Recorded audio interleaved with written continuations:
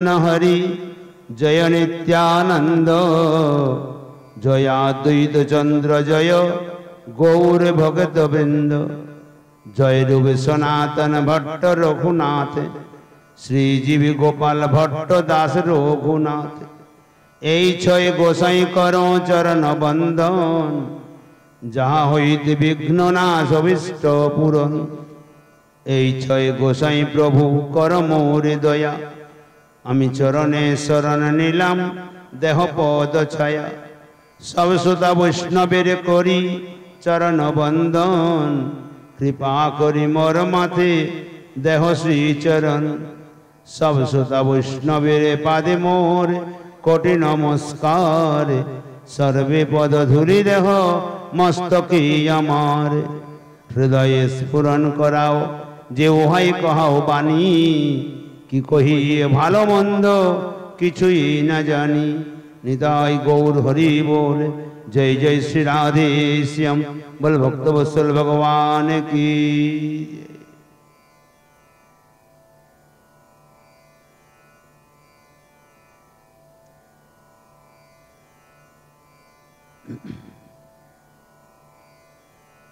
सर्वाग्रे मादृशधमेर परमाराधितम अस्मदीय श्री गुरु पाद पद्मे शंखातीत भूलुंठित दंडवत प्रणिपाद अर्पणांतर समुपस्थित सभाय समूह साधु संत महात्मा वैष्णव भक्त श्रोतृमंडलीर चरणारविंदे असंख्य असंख्य प्रणिपाद अर्पण करी तदनंतर अर्चित विग्रह वंदना।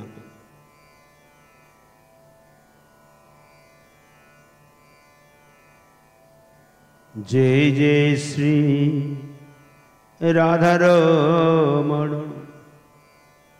जय जय नवल किशोर जय गोपी चित्त चोर प्रभु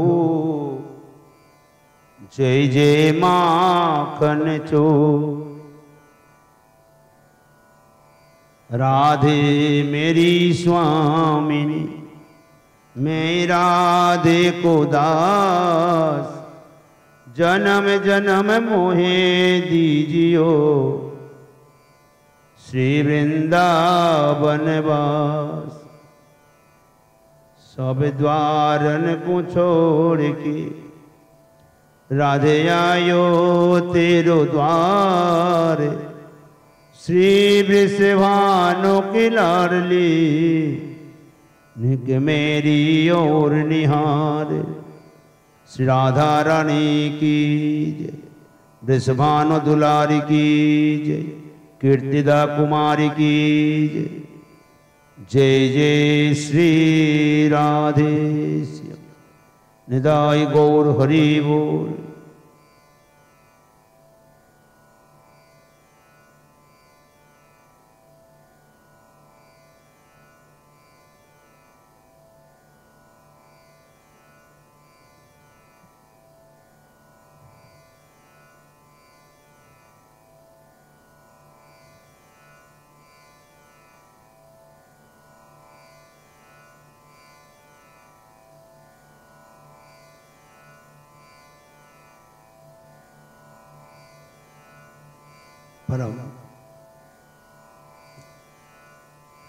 लीला पुरुषोत्तम उत्तम सच्चिद आनंदीर घन विग्रह रसिक शिखर चूड़ामणि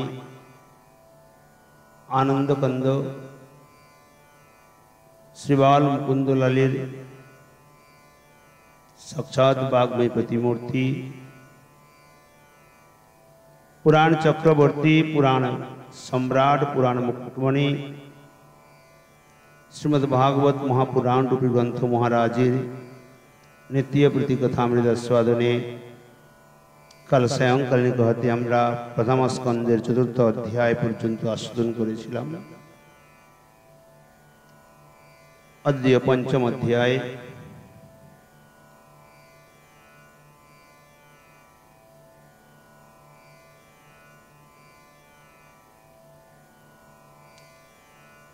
श्री सुत गोस्वामी पद बोलছেন अततम सुखमासीनम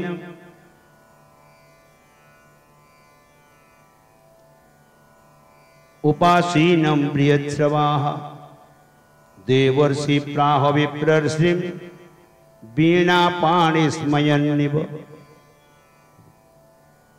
শুধু গোস্বামী পাদ বলছিলেন সোনুগাদি ঋষিগণ।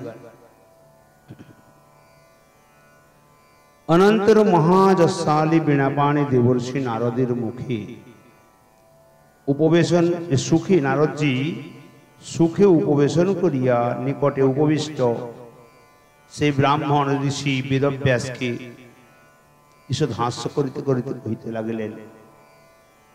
ঋষিবর বলছেন,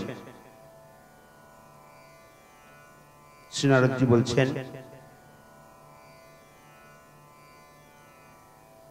চক্রবর্তীবাদ টিকাতে বলছেন, পঞ্চমে জ্ঞান কর্মাদির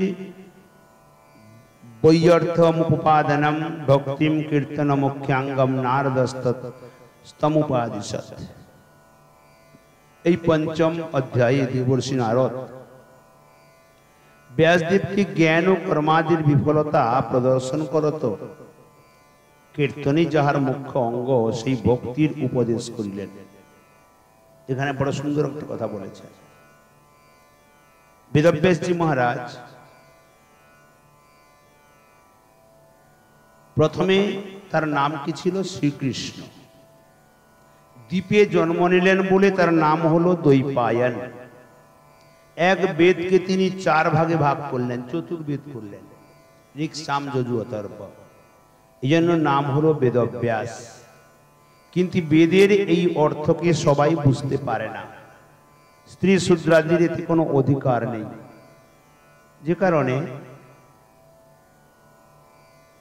যে কারণে তিনি পুনরায় প্রারম্ভ করলেন বেদান্ত। বেদান্ত থেকে উপনিষদ আদি 17 পুরাণ করলেন, মহাভারত আদি করলেন, সবকিছু করলেন। কিন্তু তিনি কোনো মতে শান্তি পাচ্ছেন না। এই জন্য দেবর্ষি নারদ এলেন। নারদজি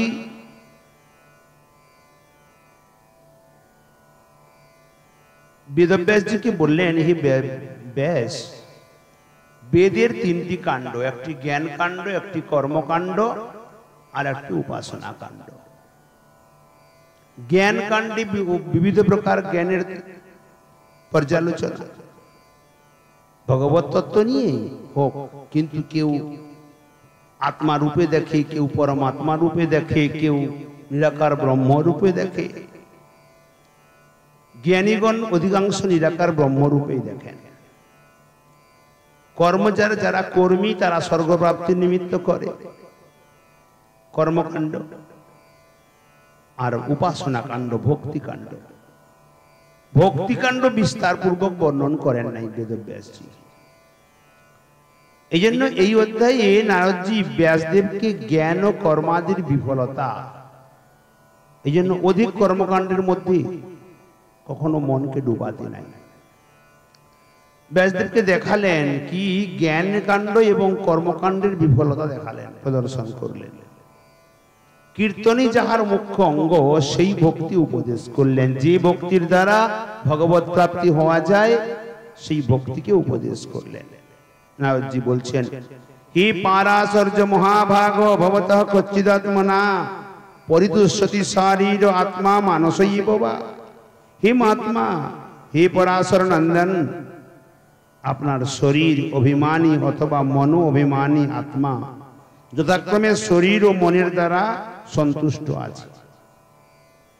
কেউ সুন্দর শরীর পেয়েছে, শরীর অভিমান, কেউ মনের অভিমান, তার দ্বারা সন্তুষ্ট আছে।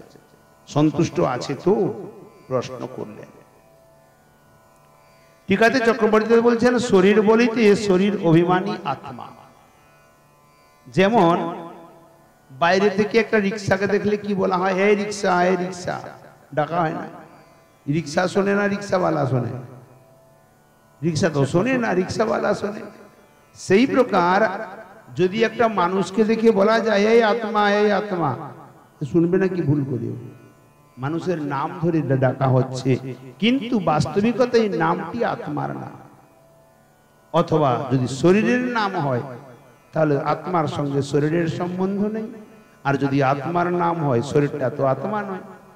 অতএব আত্মা, আত্মা শব্দে আমি, আমি শব্দে শরীর, এটা আরোপ করা, যেমন রিক্সা নামটা রিক্সাওয়ালাতে আরোপ করা হয়েছে, সেই প্রকার আত্মা শব্দে আমি, আমি শব্দে শরীর, এটাই মনে ভেবে আমরা বসে আছি।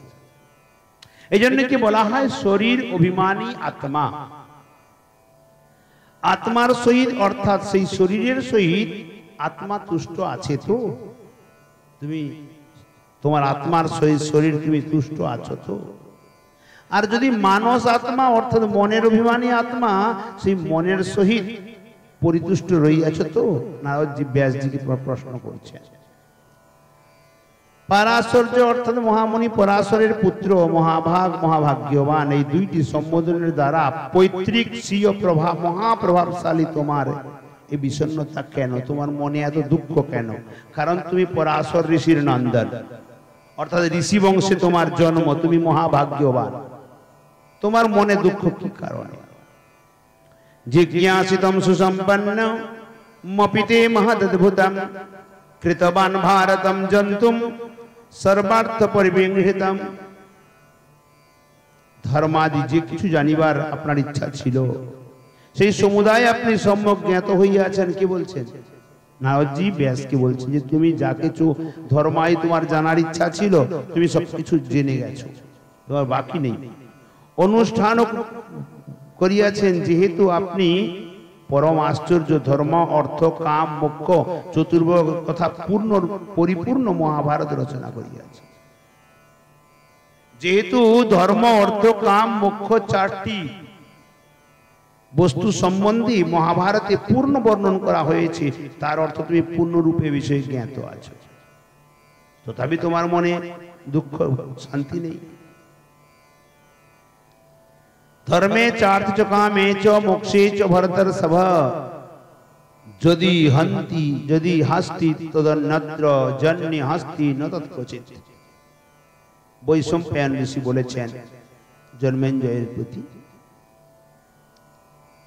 শ্রীজীব গোস্বামী পাদ মৎস্য পুরাণে সত্যবতী সুত ব্যাসদেব অষ্টাদশ পুরাণ রচনার পর পুরাণার্থ পরিপূর্ণ মহাভারত রচনা করেন। এই বচন তৃতীয় শ্লোকের বিরোধী শোনা যায়। অতঃপর তিনি ভাগবতী সংহিতা রচনা করিয়া নিবৃত্তি মার্গরত আত্মজ সুখকে পাঠ করাইয়াছিলেন। এই শ্লোকে তাহার সমাধান দেখা যায়। প্রথমত সামান্য ভাবে রচনা করিয়াছেন, নারদ উপদেশের পর তাহার সম্মতিক্রমে বিশেষভাবে রচনা করেন। জিজ্ঞাসিতমধীতঞ্চ ব্রহ্ম তৎ সনাতনম তথাপি সূচ্য শতমানম অকৃতার্থ ইব প্রভু। জি বলছেন ব্যাস, আরো হে তত্ত্ববিদ নিত্যজি পরব্রহ্ম স্বরূপ, তাহাও আপনি বিচার করিয়া প্রাপ্ত হইয়াছেন। অর্থাৎ ব্যাস, তুমি পরব্রহ্মের স্বরূপকে বিচার করে প্রাপ্ত হয়েছ। তথাপি আপনাকে বিফল মনোরথ জ্ঞানে কি জন্য শোক করিতেছে? বিফল মনোরথ জ্ঞানে কি কারণে তুমি শোক করছো? বিশ্বনাথ চক্রবর্তীবাদ বলছেন অনুভূতি রূপ জ্ঞানের অপেক্ষা রহিয়াছে, ইহাও বলিতে পারো না। যেহেতু যাহা নিত্য ব্যাপক নির্বিশেষ স্বরূপ ব্রহ্ম, তাহাও তুমি বেদান্ত সূত্রকরণের দ্বারা বিচার করিয়াছ। কেবল যে বিচারই করিয়াছ তাহা নহে, কিন্তু অধিগত করিয়াছ, অর্থাৎ অনুভবের গোচরীকৃত করিয়াছ। যেটি বেদান্তের তত্ত্ব তাকে তুমি অনুভব করেছো। এটা প্রমাণ হয়েছে কোথায়? না মহাভারতে সমস্ত তত্ত্বকে তুমি নিহিত করেছো। এখানে শ্রীধর সাইপাদ ওহিত শব্দের অর্থে করিয়াছেন অধিগত, অর্থাৎ নিজের আয়ত্তের মধ্যে প্রাপ্ত, নিজে এই বিষয়ে পূর্ণরূপে জ্ঞাত। ব্যাসদেবজি বলছেন হি গুরুবার अस्तिव मे सर्वमिदं तयोक्तं तथापि नात्मा परितुष्यति मे तन्मूलमव्यक्तमगाधबोधं पृच्छामहे त्वत्मभवात्मभूतं। श्री व्यासदेव बोलें, हे देवर्षि, हे गुरुवर, আপনি যাহা বলিলেন আমার সেই সব সামর্থ্য আছে সত্য, তথাপি আমার শরীর ও মন প্রসন্ন হইতেছে না। আপনি যে সমস্ত তত্ত্ব বা জ্ঞান সম্বন্ধে বললেন এ সমস্ত আমার অনুভবের ভিতরে আছে সত্য, কিন্তু তবু আমার শরীর বা আমার মন কোনটাই প্রসন্ন নাই। হে দেবর্ষি নারদ, আপনি স্বয়ম্ভু ব্রহ্মার আত্মজ অর্থাৎ ব্রহ্মাজির পুত্র, অতএব অতি গম্ভীর বুদ্ধি আপনাকেই আমার এই অপ্রসন্নতার গূঢ় কারণ জিজ্ঞাসা করিতেছি। আমার মনে শান্তি নেই কেন, আপনি কৃপা করে একটু বলেন না, কারণ আপনি ত্রিকালদর্শী। সেই অপরিতোষের অব্যক্ত কারণ আমাদের দুর্গে, অতএব আপনাকে আমরা জিজ্ঞাসা করিতেছি। এখানে পিচ্ছামহ এই পাঠে সম্বোধন করেছেন।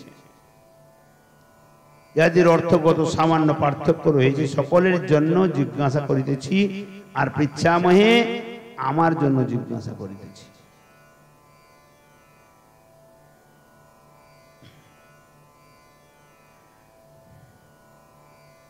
হে দেবর্ষি, আমি এর গূঢ় কারণ জানি না, যেহেতু আপনি ব্রহ্মাত্মজ ও অগাধ বোধ সম্পন্ন। নারদজিকে বলছেন ব্যাসদেব কি আপনি ব্রহ্মার পুত্র একাধারে এবং আপনি অগাধ জ্ঞান সম্পন্ন, অতএব আপনাকেই জিজ্ঞাসা করি। আত্মভব ব্রহ্ম তাহার দেহ হইতে জাত ইয়া পৈতৃক প্রভাব আপনার মধ্যে আছে। যেহেতু ব্রহ্মার পুত্র, অতএব ব্রহ্মার জ্ঞান তো আপনার ভিতরে থাকবেই। ইয়া আপনার স্বীয় প্রভাব, অতএব আমার চিত্তের অপ্রসন্নতার হেতু জানার কারণ আপনাতে আছে। আপনি কৃপা করে বলেন। সবই ভবান বেদ সমস্ত গুহ্য মুপাসিতো যদ পুরুষ পুরাণ পরাবরেশো মনসৈব বিশ্বম সৃজত্যবত্যতি গুণৈরসজ্ঞ। এই রূপে আপনি সকল গূঢ় রহস্যই অবশ্য জানেন। যেহেতু যিনি বিশ্বের কার্যকারণ নিয়ন্তা, সে মনাসক্ত অর্থাৎ নির্বিকার হইয়া সংকল্প মাত্রে ত্রিবিধ গুণ দ্বারা এই বিশ্বের সৃষ্টি পালন ধ্বংস করেন, সেই আদি পুরুষ বিষ্ণুকে আপনি উপাসনা করেন।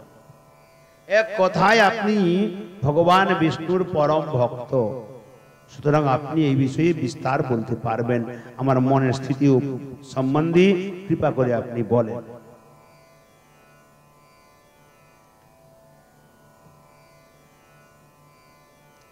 তম পর্যটন নরকৈব ত্রিলোকি মন্তশ্চরো বায়ুরিবাত্ম সাক্ষী পরাপরি ব্রহ্মণি ধর্মতো ব্রতৈ স্নাতস্য মেনু নমলম বিচক্ষু।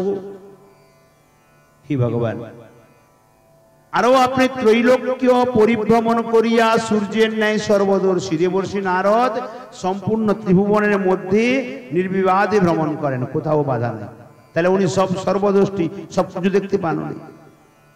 আপনি যোগ বল প্রভাবে প্রাণ বায়ুর ন্যায় সকল প্রাণীর অন্তঃকরণে বিচরণ করিয়া বুদ্ধিবৃত্তি জানিতে পারিতেছেন। অতএব যোগ বলে পরব্রহ্ম এবং শ্রদ্ধায় নিয়মাদি অর্থাৎ ব্রত অধ্যয়নাই দ্বারা বেদ নামক অবর ব্রহ্মে আমি পারঙ্গত হইলেও আমার এই অধিক অভাব বোধ হইতেছে। কেন? তাহার কারণ বিচার করিয়া বলুন। কি কারণে আমার মনে এত ব্যথা বা দুঃখ, আমি শান্তি পাচ্ছি না? কৃপা করে বলেন। সর্বলোকের হিতের নিমিত্ত পুরাণ পুরুষ সেই রূপ অবতীর্ণ করুন।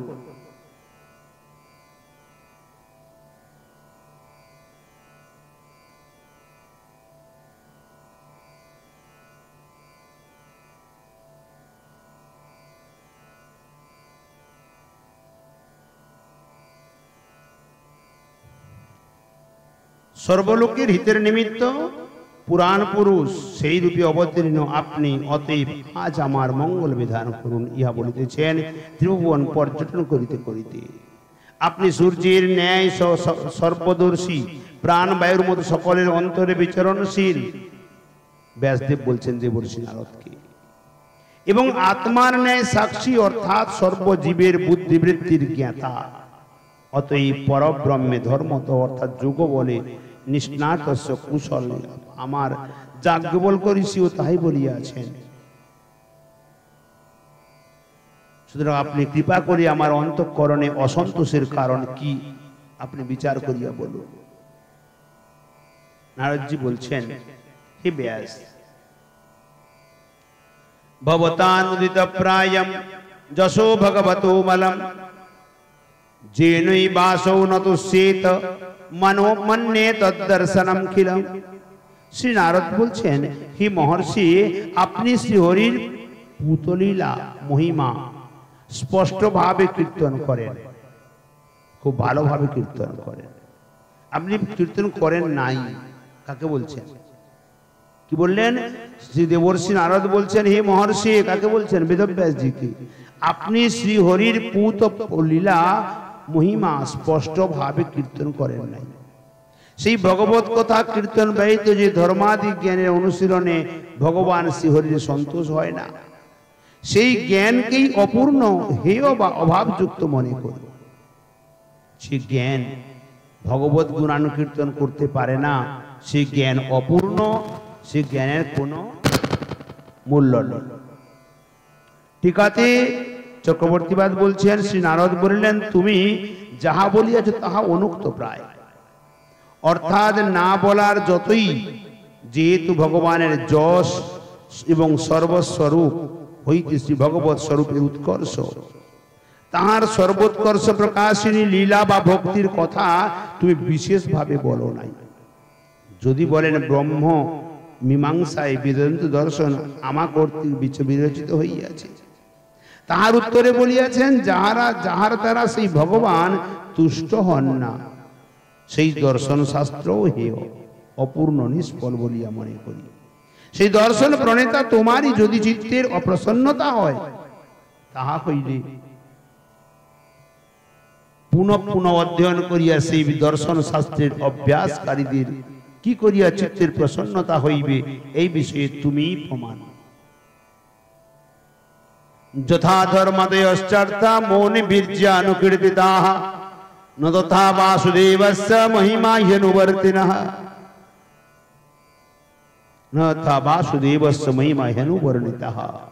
হে ঋষিবার, আপনি সেই সকল গ্রন্থাইতে ধর্ম, অর্থ, কাম, মোক্ষ চতুর্বর্গ প্রধান পুরুষার্থ রূপে যে রূপ বর্ণন করিয়াছেন, ভগবান বাসুদেবের যশ কথা সেই রূপ মুখ্যভাবে নিশ্চয় কীর্তন করেন নাই।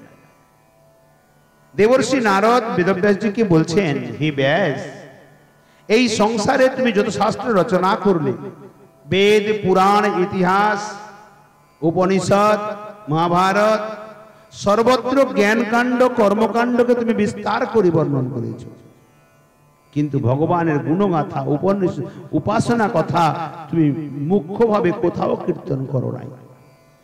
ঠিক আছে, চক্রবর্তীবাদ বলছেন, যদি বলেন পদ্মাদি পুরাণ সমূহে ভগবানের যশ বর্ণিত হইয়াছে, যদি বলে, তার উত্তরে বলছেন যথা ইতি, অর্থাৎ যে প্রকারে, অর্থাৎ ধর্মাদি বা ধর্ম কর্মকাণ্ড, জ্ঞানকাণ্ড আদি যত প্রকারে বর্ণিত হয়েছে বা বর্ণনা করেছেন, ততটা প্রকারই বিস্তার পূর্বক বর্ণন করেন নাই।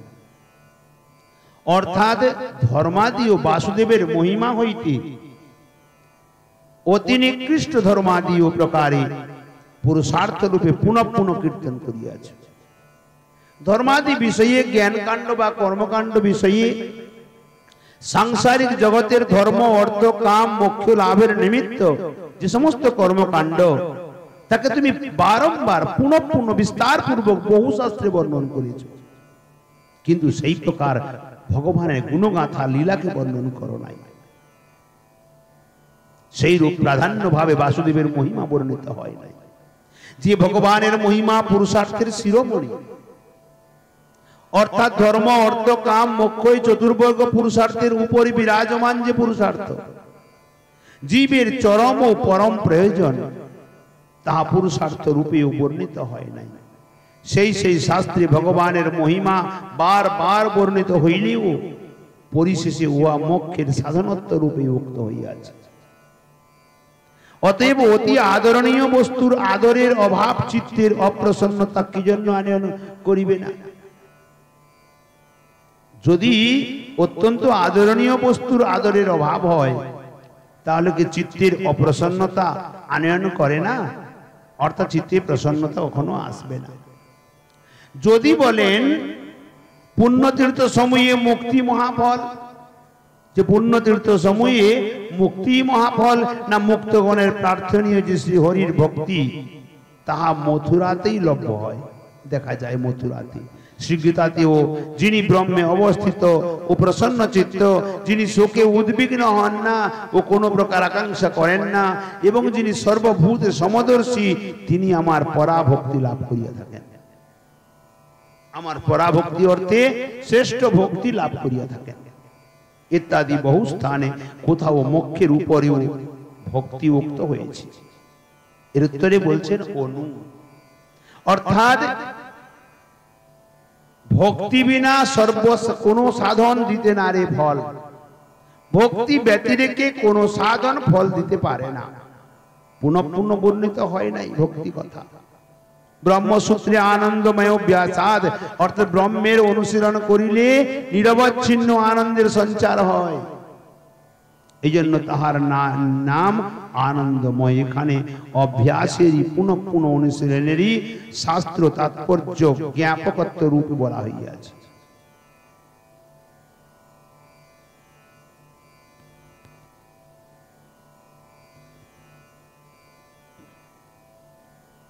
অতএব শ্রী ভগবানের মহিমারই ফলত্ব রূপে উৎকর্ষ হইল। পুনঃ পুনঃ স্পষ্টভাবে যখন বর্ণনা করিবে তখনই তোমার চিত্তের প্রসন্নতা হইবে। অর্থাৎ ভগবানের ভক্তি গাথা, গুণগাথা, রূপ মাধুরী, লীলা মাধুরী, প্রেম মাধুরীকে যখন বারম্বার বারম্বার কীর্তন করবে তখন তোমার চিত্ত প্রসন্ন হবে। দেবর্ষি নারদ বলছেন, নজদ বচশ্চিত্র পদম হরির যশু জগৎ পবিত্রম প্রগৃহীত কর্চিৎ তদ্বায়সমচিরতমুসন্তি মানসা নজত্র হংসা নিরমন্তি শিক্ষয়া। যে বাক্য বাগ্বন্ধ বিচিত্র পদ অলঙ্কৃত হইয়াও ভুবন পাবন বাসুদেব মহিমা কখনো কীর্তন করে না, জ্ঞানীগণ সেই বাক্যকে কাক তীর্থ অর্থাৎ কাক তুল্য কামীগণের রতিস্থান বলিয়া মনে করেন। অর্থাৎ যে শাস্ত্রে, যে গ্রন্থে, যে কাব্যের মধ্যে বা যে কথাতে কৃষ্ণ কথা নেই তাই কাক তীর্থ বলা হয়। এই জন্য চৈতন্য ভাগবতে বললেন, যস্মিন শাস্ত্রে পুরাণে বা হরিভক্তির ন দৃশ্যতে শ্রোতব্যম নৈব তৎশাস্ত্রম যদি ব্রহ্মাশয়ম বাদিত। যে শাস্ত্রে, যে পুরাণে হরিভক্তি দেখা যায় না, স্বয়ং ব্রহ্মাজিও যদি বলেন কখনো তাকে ধ্যান দিয়ে কখনো শোনো না। চক্রবর্তীবাদ বলছে, কেননা তাহাদের সত্যপ্রধান মনে স্থিতিশীল এবং উশিক অর্থাৎ কমনীয় ব্রহ্মে যাহাদের ক্ষয় অর্থাৎ নিবাস, তাই সব ব্রহ্মে বিচরণশীল জ্যোতিগণ আনন্দিত হন না। মানস সরোবরের কোমল পদ্ম বনবাসী রাজহংসমূহ যেমন কাল ক্রীড়াস্থল বিচিত্রিত অন্নাদি পূর্ণ উচ্ছিষ্ট গর্বে কখনো উল্লসিত হয় না। যেমন রাজহংস কখনো নর্দমার জলে যায় না, আর কাক কখনো অমৃত কুণ্ডে মুখ দেয় না, সেই প্রকার তদ্রূপ ভক্তগণ শব্দ বিচার আড়ম্বর পূর্ণ হইলেও ও হরিকথা রসহীন বাক্য বা গ্রন্থকে শুষ্ক বোধে পরিত্যাগ করেন। ইহাই তাৎপর্য। বিশ্বনাথ চক্রবর্তীবাদ বলছেন, শ্রী বাসুদেবের মহিমা বর্ণনের অভাবে কবির বিরচিত কাব্য মাত্রের নিন্দনীয়ত্ব প্রতিপাদন করিতেছেন। নজত বচঃ গুণ অলঙ্কার যুক্ত শ্লোকটির দ্বারা বিস্ময়ের স্থান হইয়াও যদি শ্রীহরির যশ কীর্তন না করে তবে তাহা কাক তীর্থ তুল্য। কিরূপ যশ? তাহা বলিতেছেন যাহা জগৎকেও পবিত্র করিতেছেন, নিজের শ্রোতা ও বক্তাদি রূপ সকল জগৎও পবিত্র করিতেছেন, আর নিজ আত্মাকে পবিত্র করিবেন, ইহাতে অধিক কি? প্রাণহীন মৃত শরীর যেমন অপবিত্র, তদ্রূপ জীবন তুল্য শ্রী ভগবানের যশ ব্যতিরেকে অলঙ্কারে যুক্ত কবির বাক্য মৃত শরীরের ন্যায় অপবিত্র হয়। এই ভাব তাহা কাক তীর্থ সদৃশ। কাক যেমন বিচিত্র উচ্ছিষ্ট অন্নাদি যুক্ত গর্ত বিশেষের অভিলাষ করে, সেই রূপ সেই সকল বিচিত্র পদ অলঙ্কার যুক্ত বাক্য সমূহ কাক সদৃশ কামীজনের স্পৃহণীয় হয়।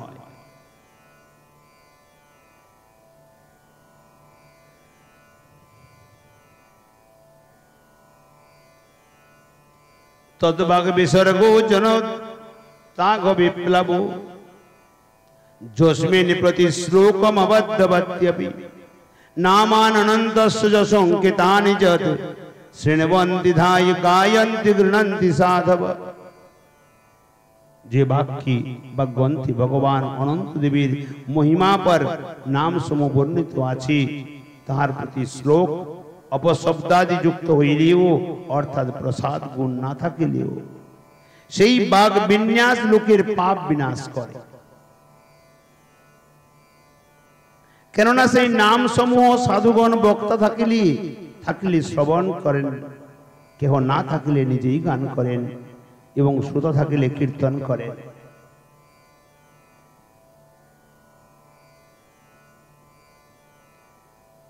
নৈষ্কর্মপ্যচ্যুত ভাব বর্জিতম ন শোভতি জ্ঞান মলম নিরঞ্জনম কুত পুনঃস্বস্মদ্ভদ্রমেশ্বরী ন চর্পিতম কর্ম যদপ্য কারণম। ব্রহ্মকর্ম ব্রহ্ম নিষ্কর্ম, তাহার একাকার হেতু নিষ্কর্মতার ভাবই নিষ্কর্ম।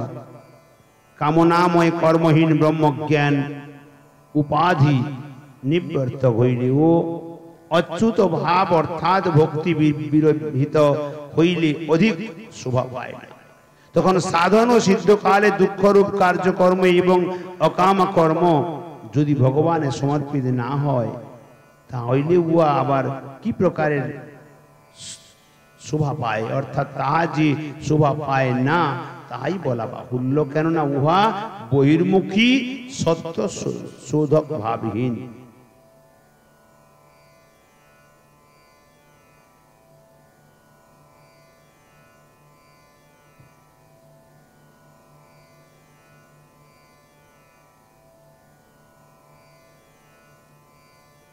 अथो महाभाग भवान मोघदिक शुचिश्रवा सत्य रतोधित व्रतः उरोक्रमस्याखिल बद्ध मुक्तयी समाधिनानुस्मरत विचेष्टितम। আগের দিকে এর বড় বিস্তার ব্যাখ্যা করেছেন। আজকে সময় অধিক হয়ে গেছে, আজকে এখানে বিশ্রাম দিই।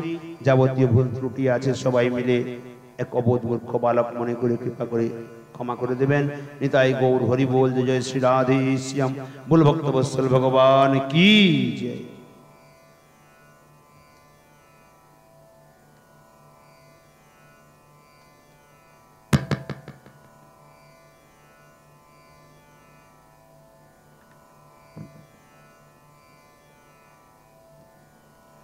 জয় জয় রাধে কৃষ্ণ গোবিন্দ, জয় জয় রাধে কৃষ্ণ গোবিন্দ, রাধে গোবিন্দ, রাধে গোবিন্দ, রাধে গোবিন্দ, রাধে গোবিন্দ, জয় জয় রাধে কৃষ্ণ গোবিন্দ, জয় জয় শ্যাম সুন্দর মদন মোহন বৃন্দাবন চন্দ্র, জয় জয় রাধা রমণ রাস বিহারী শ্রী গোকুলানন্দ, জয় জয় রাধাকান্ত রাধা বিনোদ শ্রী রাধে গোবিন্দ, জয় জয় রাসেশ্বরী বিনোদিনী ভানুকুল চন্দ্র, জয় জয় ললিতা বিশাখা আদি যত সখী বৃন্দ, জয় জয় শ্রীরূপ মঞ্জরী आदि मंजरी अनंग जय जय पूर्णमासी कुंद लता जय बीरावृंद तोमरा सबे मिले कर दया आमी अति मंद आमाय कृपा करी दाओ हे जुगल चरणारविंद जेन व्याकुल प्राणे गाइते पारी हाराधे गोविंद गाइते पारी हाराधे गोविंद जेन गाइते पारी हाराधे गोविंद जय जय राधे कृष्ण गोविंद जय जय राधे कृष्ण राधे कृष्ण गोविंद श्री गौरांग नित्यानंद श्री अद्वैत चंद्र गदाधर श्रीवास आदि गौर भगत वृंद जय श्री कृष्ण चैतन्य प्रभु नित्यानंद हरे कृष्ण हरे राम श्री राधे गोविंद हरे कृष्ण कृष्ण कृष्ण हरे हरे हरे राम राम राम राम हरे हरे हरे कृष्ण कृष्ण कृष्ण हरे हरे हरे राम राम राम राम हरे हरे